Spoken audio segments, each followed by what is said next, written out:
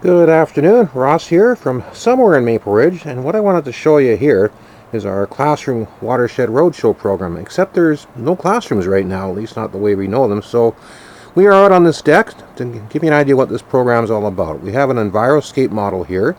They're available in West Virginia. They're about $1,000, at least they were. And just an idea to show what non-point source pollution is.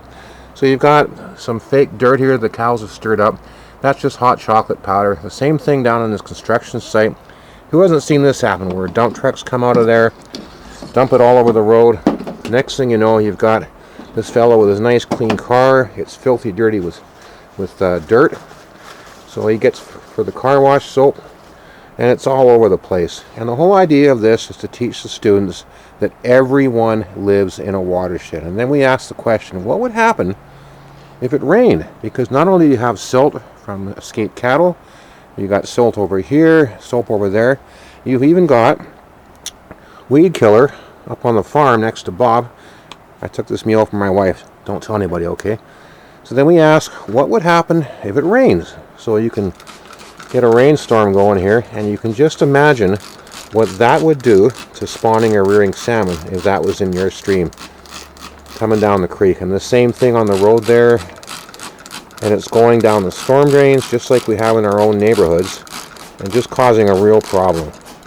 So the idea here is that everybody lives in a watershed, and that it's, if not as important, it's more important if you're in the middle of town instead of out in the woods where we are. So the second part of this was, if this was an actual classroom, is we would do this differently.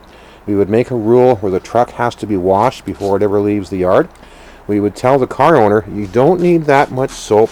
You can get the car just as clean with plain water and a car wash rag.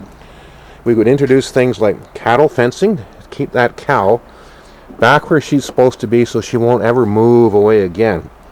And then to talk about the value of trees in the riparian zone. We can talk about how trees act like sponges. They hold a whole bucket full of water and suck up pollution, suck up everything.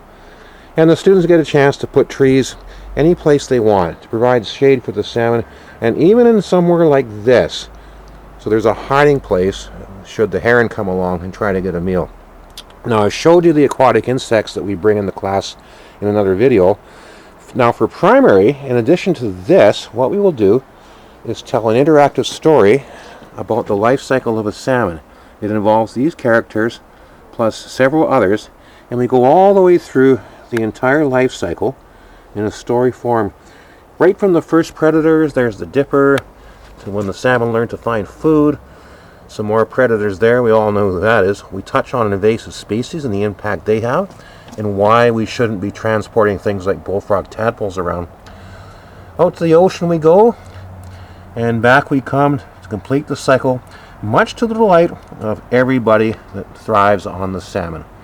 So that's our Watershed Roadshow. It's mostly done in the wintertime when the weather's nasty, but we do it any time of the year. So Ross, signing out for